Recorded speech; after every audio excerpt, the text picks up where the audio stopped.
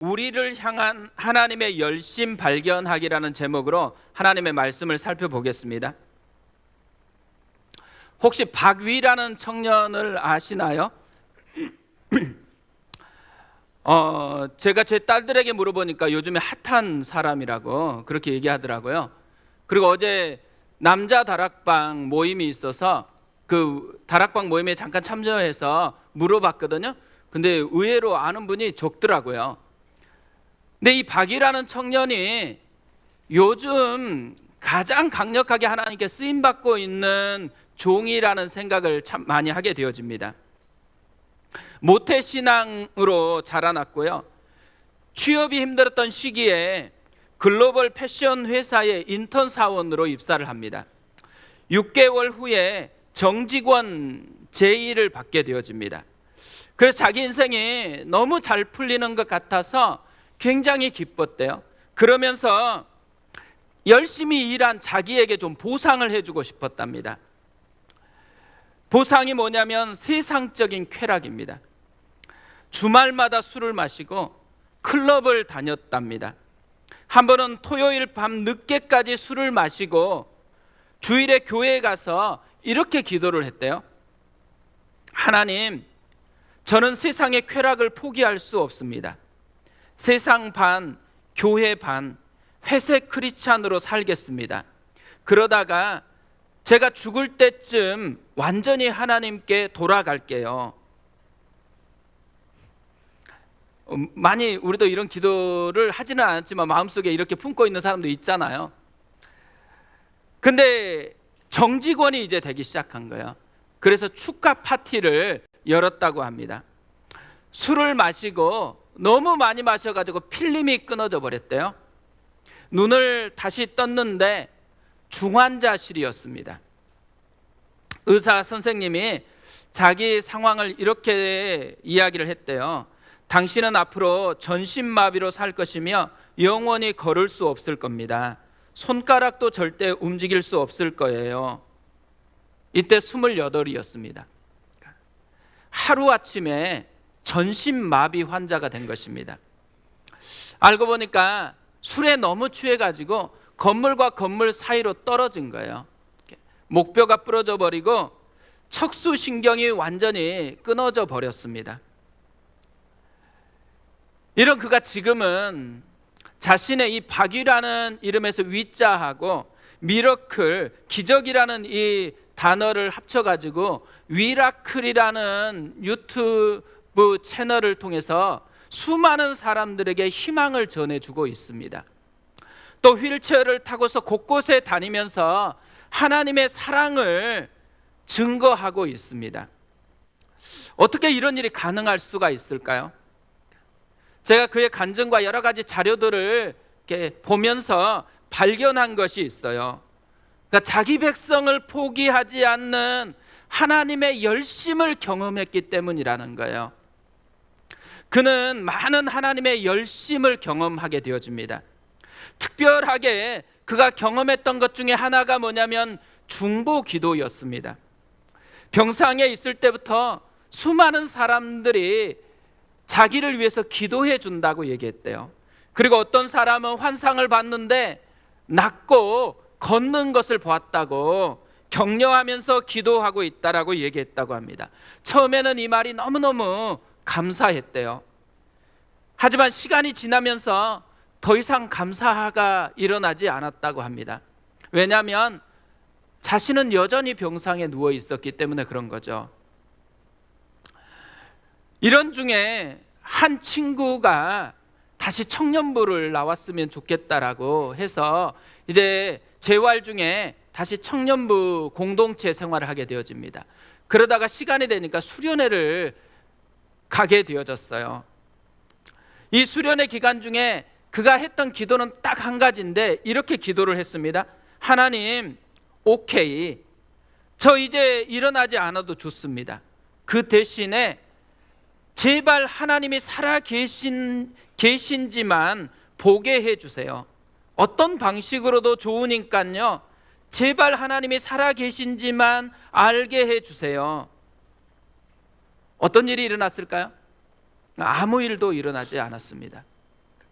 실망하고 있는데 마지막 집회가 끝마치고 목사님이 이제 주변의 아픈 지체들은 강대상으로 올라오라고 기도해 주겠다고 초대한 거예요. 진짜 나가고 싶지 않았대요. 근데 친구들이 휠체어를 들고서는 강대상으로 올려놓은 거예요.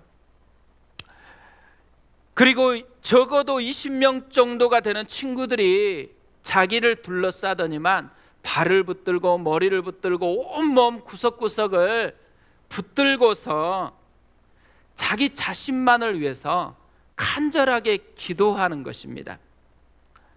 친구들이 기도해 주는 모습을 보고 있는데 하나님께서 이런 마음을 주셨습니다.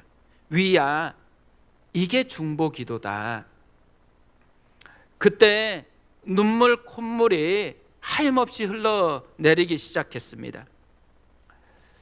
하나님의 살아계심을 보여달라고 기도했는데 하나님은 중보 기도가 뭔지를 알려주신 거예요. 그리고 이 중보 기도를 통해서 하나님이 살아있다라는 것을 보게 해 주신 것이죠. 사람을 통해서 하나님의 열심을 보게 되었다라는 것이죠. 이 하나님의 열심을 본 후에 그는 하나님과 다시 친밀해졌습니다. 그리고 삶에 많은 변화가 일어나기 시작했죠. 어느 날부터인가 태어날 때부터 자기 의지와 상관없이 장애가 있고 또 수많은 요인들로 고통받는 사람들이 자꾸만 눈에 들어오기 시작하는 것입니다. 그러다 보니까 마음이 불편해졌어요.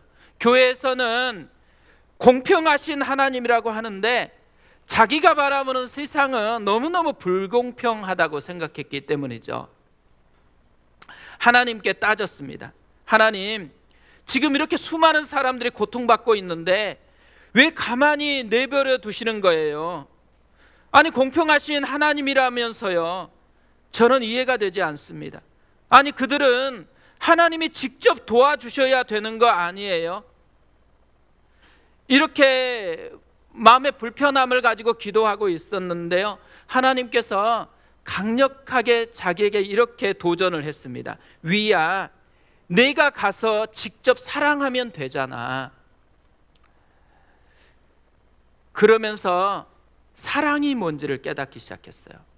사랑은 돈이 없어도 할 수 있는 거예요. 사랑은 몸이 아파도 할 수 있는 거예요. 마음만 먹으면. 그러면서 자신이 이 땅에 태어난 이유와 목적이 무엇인지를 새롭게 깨달았대요. 사랑하기 위해서 태어난 존재라는 것을. 그래서 그가 하는 간증 제목이 이것이에요. 당신은 사랑하기 위해 태어난 사람입니다. 한동안 유행했던 축복송이 있죠. 당신은 사랑받기 위해 태어난 사람이라고.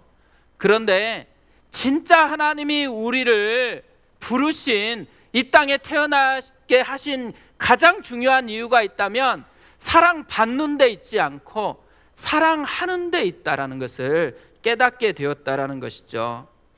하나님의 열심을 경험하기 시작하면 이렇게 삶의 목적이 바뀝니다. 하나님의 열심을 깨닫기 시작하면 삶을 바라보는 눈이 바뀌어지는 것이죠. 나를 위한 초점에서 다른 사람을 보는 것으로 이 시선이 바뀌어진다라는 것이죠. 저는 이 위 형제를 이렇게 쭉 공부하고 또 많은 간증을 반복해서 들으면서 깨달은 것이 있어요. 신앙의 위험이 어디에 있는지, 신앙의 심각한 위험은 뻔해지는 것입니다. 하나님의 사랑이 객관적인 정보로만 작동하는 거예요. 하나님의 사랑이 객관적인 정보가 되는 순간 우리 마음에 감흥이 없어집니다. 마음을 울리지 않아요. 그리고 내 삶을 변화시키지 못하는 것이죠. 그런데 하나님의 사랑이 객관적이었던 그 정보가 내 사건이 되어지면, 나에게 다가오기 시작하면 가슴이 뛰기 시작합니다. 새로운 눈이 열리기 시작하는 거고 인생의 변화가 시작이 되어진다라는 것이죠. 그렇기 때문에 진짜 중요한 것 한 가지가 있다면 하나님의 열심을 발견하는 것이라는 거예요. 우리가 이렇게 모여서 예배를 드립니다. 예배가 존재하는 이유가 어디에 있겠어요? 하나님의 열심을 발견하라는 것입니다. 하나님이 얼마나 우리를 깊이 사랑하셨는지 그 하나님의 사랑의 열심을 발견하라는 것이죠. 우리가 예배를 드리면서 끊임없이 하나님의 열심에 대해서 생각했으면 좋겠습니다. 예배 순서가 어떻게 되고 찬양이 어떻고 이 설교를 어떻게 잘하는가에 관심을 두는 것에서 넘어서서 하나님의 열심이 어디에 있는지, 오늘 이곳을 부르신 그 하나님의 마음이 어디에 있는지, 이 하나님의 열심에 우리의 마음의 시선을 몰두했으면 좋겠습니다. 오늘 말씀은 다메섹에서 복음을 전하다가 쫓겨났던 사울이 예루살렘에 돌아와서 생겨난 이야기예요.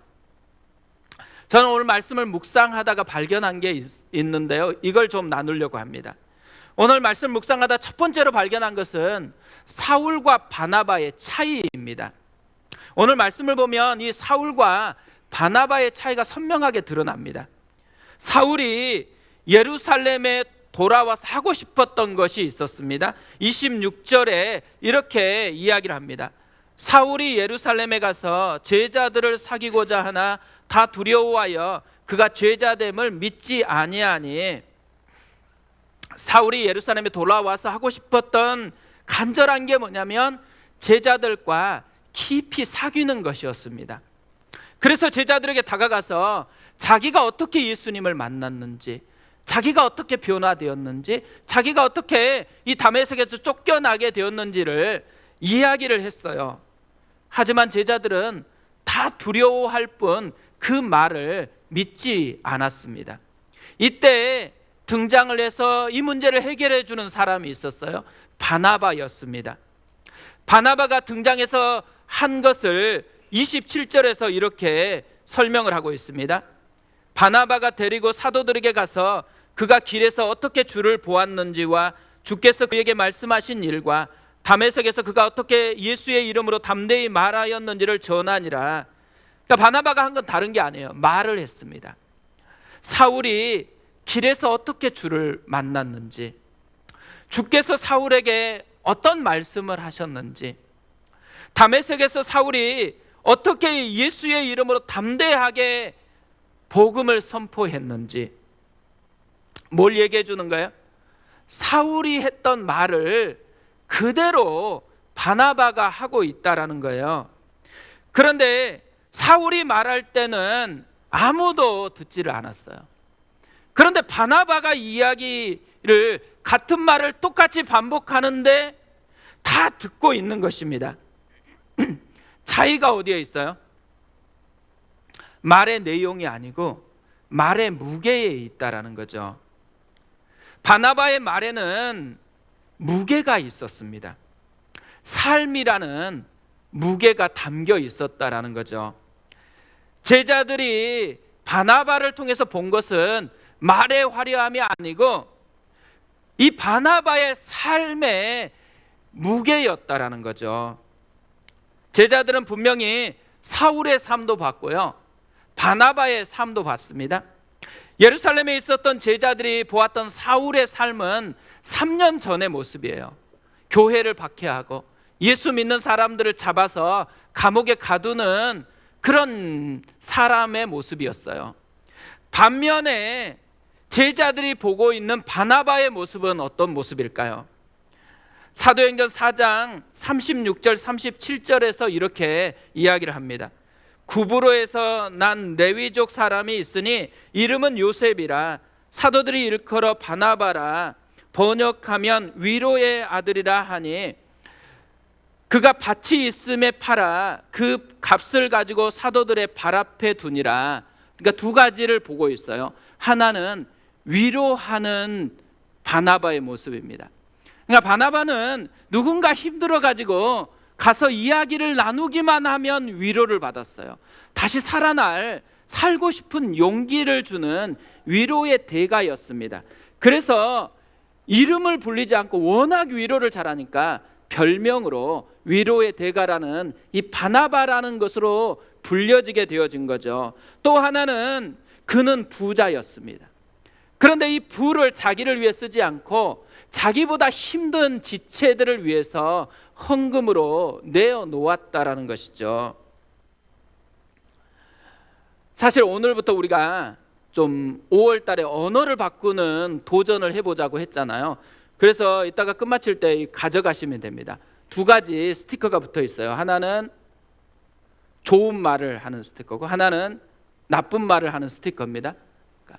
이게 오늘 가셔서 밥을 해가지고 따뜻한 밥을 넣어가지고 이제 닫고 내일 아침에 깨서 이제 첫 번째로 만나는 사람마다 이걸 들고 좋은 말 들고 가서 축복의 언어를 하는 거예요. 귀하다. 저희 집 같으면 미연 씨 참 귀하다. 희원아, 희수야 참 귀하다. 그러다 제가 귀하다 이렇게 표현을 많이 하다가 오늘 존귀하다 이렇게 표현했거든요. 그러면서 야, 귀한 것과 존귀한 거 어떤 게 더 좋은 것 같니? 존귀한 게 더 좋더라고요. 그래서 이제 딸 존귀하다 이 표현하거든요. 그런데 이제 표현할 때 이걸 들고 가셔서 얘한테 통해서 표현을 하는 거예요. 좋은 말은 항상 미리 표현하면 됩니다. 그런데 그날 너무 마음 상한 일이 있었어요. 가족 중에 마음을 너무 상하게 한 사람이 있었어요. 보통 같으면 그 상한 사람은 바로 터뜨렸을 거 아니에요. 그런데 5월 달에는 여기 나쁜 말이 있어요. 그분에게 터뜨리지 말고 이 나쁜 말 통 가지고 화장실에 가셔서 터뜨리고 싶은 대로 다 터뜨리면 돼요. 감정을 싹 쏟아 부으면 되어집니다.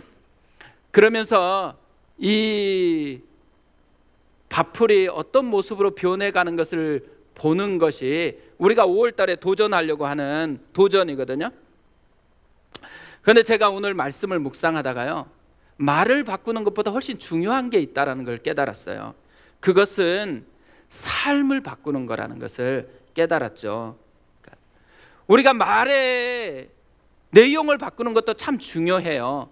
그러나 그 내용이 진짜 능력이 있으려고 하면 걸맞는 삶의 변화를 추구해야 된다라는 것이죠. 이것을 바나바가 우리에게 잘 보여주고 있다라는 거예요. 이 바귀 형제가 다쳤을 때요, 어머니가 얼마나 힘들었겠어요. 어머님이 기도를 정말 많이 했대요. 그러니까 5시간을 기도했는데도 불구하고 시간이 너무 부족하다라고 매일매일 그렇게 느꼈대요. 그러면서 그렇게 많은 눈물을 흘렸대요. 이 눈물이 하염없이 쏟아져 나오니까 이런 말을 했대요. 위야, 내가 흘린 눈물을 다 담아서 항아리에 담으면 그 항아리가 가득 차고 또 가득 차고 또 가득 차고 가득 차게 될 거야. 그러면서 위야, 사람은 눈물로 만들어졌나 봐. 이런 말을 했대요. 이 어머님이 이렇게 기도하기도 했대요. 하나님, 우리 위가 회복될 수만 있다면 저는 제 목숨도 내어놓겠습니다. 그러면서 이 어머님이 하나님의 사랑에 대해서 깨달았대요. 그러면서 자기가 깨달았던 사랑을 이렇게 얘기했습니다. 위야, 하나님은 자신의 아들을 우리를 위해서 그렇게 죽게 하셨는데 하나님은 얼마나 가슴이 아팠겠냐고. 진짜 하나님의 사랑이 얼마나 위대한지 모른다고. 이런 어머니를 보면서요, 위 형제가 이렇게 고백을 해요. 저는 아마 엄마의 기도가 없었다면 이 자리에 없었을 것 같아요. 그 정도로 어머니의 기도가 저를 지금도 살리고 있습니다. 사울과 바나바의 차이는 딱 한 가지입니다. 보여주는 게 다르다라는 거예요. 오늘 어린이날이면서 어린이 주일이거든요. 아이들을 우리에게 맡겨주셨습니다. 어린이날 우리가 아이들에게 줘야 될 선물이 어떤 선물이면 좋을까요? 가장 좋은 선물은 내가 달라진 모습을 보여주는 것입니다. 내가 그리스도 안에서 달라진 모습을 보여주는 것, 이것이 가장 좋은 선물이라는 거죠. 오늘 하루 또 앞으로 계속해서 달라진 모습을 보여주는 우리가 좀 되었으면 좋겠습니다. 또 하나 오늘 말씀을 묵상하면서 제가 발견한 것은요, 하나님의 열심입니다. 사도행전을 보면 좀 독특하다라고 생각되는 부분이 있습니다. 위대한 사도들이 많았잖아요. 그리고 정말 열정적으로 사역을 했거든요. 그런데 그 많은 위대한 사도들의 이야기를 과감하게 생략을 합니다. 그런데 유독 사울의 변화와 관련된 이야기를 굉장히 상세하게 기록을 하고 있어요. 오늘 말씀도 마찬가지죠. 대단한 이야기가 아닙니다. 그냥 다메섹에서 예루살렘으로 왔는데 그 예루살렘에 있는 제자들과 만나고 싶었다라는 것이잖아요. 그런데 별로 그렇게 큰 그런 위대한 이야기도 아닌데 이 이야기를 디테일하게 기록을 하고 있는 거예요. 이런 기록을 통해서 뭘 보여주고 싶은 것일까요? 사울이 나중에 위대한 바울이 돼서 다른 사도들보다 더 많이 쓰임받았다라는 것을 강조하고 싶은 걸까요? 이 누가복음은 누가가 썼습니다. 누가는 의사였는데 바울의 주치의였고, 그리고 바울과 선교 사역을 함께하는 동역자였습니다. 그러니까 누가가 생각했을 때 자기하고 친하고 자기가 특별히 존경하고 사랑하니까 더 많이 좀 바울의 이야기를 하고 싶었던 것일까요? 저는 오늘 왜 이렇게 됐을까를 묵상하다가 깨달은 게 있습니다. 이 지금 사울이 변화되는 이야기를 통해서 하나님께서는 세 사람의 이야기를 하고 있어요. 스데반과 아나니아와 바나바라는 사람입니다. 그런데 이 세 사람을 통해서 바울을 변화시켜요. 스데반은 복음과 순교를 통해서 사울에게 영향을 끼칩니다. 아나니아는 형제라고 인정해주고 안수기도를 통해서 그의 눈이 낫게 하고 성령 충만하게 해주는 것으로 영향을 끼쳤어요. 오늘 바나바는 친구 관계가 잘 안 되고 있는 사울을 끌고 가서 대신 이야기해 주는 것으로 다리 역할을 해주는 것으로 영향을 끼쳤습니다. 이 세 사람을 통해서 사울이 변화되고 있다는 것을 이야기해 주고 있는 거예요.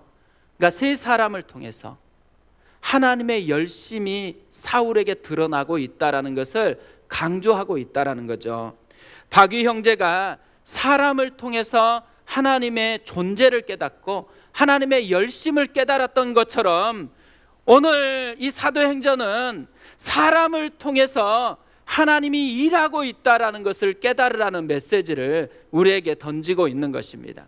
오늘 우리가 교회에 와서 해야 되는 진짜 중요한 것이 있다면요, 옆에 있는 지체들을 통해서 하나님의 마음을 깨닫는 것입니다. 저 지체를 하나님이 저렇게까지 사랑하시는 거구나. 한 사람 한 사람을 보면서요, 하나님의 열심을 발견하라는 것이죠. 그런데 오늘 등장하는 이 세 종류의 사람은요, 각각 다르게 영향을 끼쳤지만 영향을 끼치는 모습 속에서 한 가지 공통점이 있습니다. 공통점은 그들이 모두 다 성령 충만한 사람이라는 거예요. 그러니까 자기가 특별하게 긍휼이 많고 자기 지식이 남보다 뛰어나기 때문에 사울에게 관심이 있었던 것이 아니라는 거예요. 성령님이 그의 마음을 이끌어 가니까 사울에게 그들이 마음을 쏟아놓고 있다라는 것이죠. 성령 충만하다라는 것은 자기에게 집중되었던 것을 벗어 던지고 하나님의 열심에 초점을 맞추는 사람이 된다라는 것이잖아요. 이들이 그런 사람이었다라는 것입니다.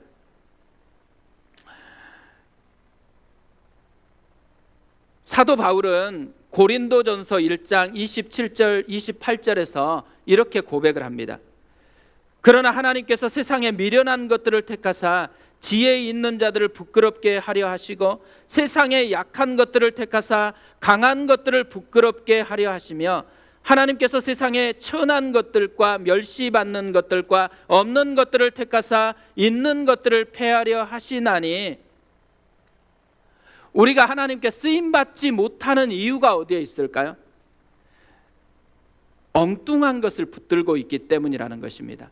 우리는 하나님께서 당신을 좀 이것에 헌신했으면 좋겠다, 이런 마음을 전달하면 어때요? 대부분 나는 똑똑하지 못해서, 나는 돈이 없어서, 나는 아직 강하지 못해서, 그러니까 다 뭐가 초점이에요? 나가 초점이야. 나에게 없는 것들, 부족한 것들, 이런 것들을 붙들고 있다라는 거죠. 그런데 우리가 쓰임받지 못하는 것은요, 내가 부족해서거나 내가 못났거나 내가 죄가 많기 때문이 아니라는 거예요. 하나님의 열심에 맡기지 않기 때문이라는 거예요. 너무 나를 많이 생각하는 거예요. 너무 나에게 많은 것을 의지하는 거예요. 내가 아니고 하나님의 열심을 바라보고 그 하나님의 열심을 의지해야지만 하나님께 쓰임받는 사람이 되어진다라는 것이죠. 오늘 제가 박유 형제 얘기를 참 많이 하는데 이제 마지막입니다. 박유 형제가 간증을 하면서 마지막 부분에 이런 말을 해요. 여러분, 저는 다치기 전에 걷고 뛰고 내 손으로 밥 먹고 스스로 대소변 보는 것에 감사하며 살지 않았습니다. 제가 전신마비가 되어서 걷지 못하고 스스로 밥 먹을 수 없어 보이니까요, 비로소 과거에 당연하다고 생각했던 일상들이 결코 당연한 것이 아니며 기적의 삶이라는 것을 깨닫게 되었습니다. 우리의 삶은요, 하나님의 은혜인 것입니다. 하나님의 열심을 발견하니까 자신이 변했다라는 이야기를 하는 거죠.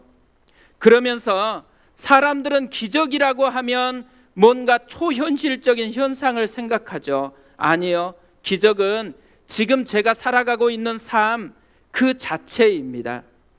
여러분, 남과 비교해서 나에게 없는 것, 부족한 것을 바라보지 마시고요, 내가 지금 누리고 있는 것, 내게 있는 것을 바라보셨으면 좋겠습니다. 그러면서 자신이 왜 쓰임받고 있는지를 설명을 하거든요. 자신이 뭔가가 잘 준비됐기 때문이 아니라는 거예요. 자기가 약하기 때문에 하나님께서 쓰신다라는 거예요. 그러면서 이 간증을 하다가 만약에 자기에게 휠체어가 없었다면 이 강대상에서 엘리베이터까지 가는데 30분 이상이 걸릴 거라는 거예요. 자기 스스로 아무것도 할 수 없다라는 것을 인정하고 그 속에서 하나님이 일하시기만 하면 다른 것을 할 수 있다라는 것을 인정하기 시작하니까 하나님께서 자신의 하나하나를 통해서 사람들에게 희망을 주는 그 모습으로 사용한다라는 거예요. 일어서는 거, 뭐 밥 먹는 거, 하나하나의 행동을 보면서 자살하려고 했던 사람들이 다시 살고 싶다라는 그런 이야기를 한다라는 것이죠. 그러면서 이 박유 형제가 이런 말을 합니다. 사고가 아니고 사건이 되었다고. 자기가 사고를 통해서 전신마비 환자가 되었잖아요. 그런데 하나님의 사랑을 경험하고 나니까요, 사고가 사건으로 바뀌었다라는 것입니다. 오늘 우리의 삶에 하나님이 정말 원하는 것, 우리도 여러 가지 사고를 만나잖아요. 내가 원치 않았던 일을 경험해요. 사고에 머물러 있지 말라는 거예요. 사고에 자꾸 문제에 머물러 있지 말고 사건이 되게 하라는 것이죠. 하나님의 열심을 발견하는 순간 사고가 사건이 되어진다라는 것입니다. 이번 한 주간, 아니 5월, 그리고 우리의 평생에 우리 삶에 일어나는 모든 사고와 같은 것들이 사건이 되어지는 그런 은혜를 경험했으면 좋겠습니다. 우리 그 마음을 가지고 하나님 앞에 찬양하겠습니다.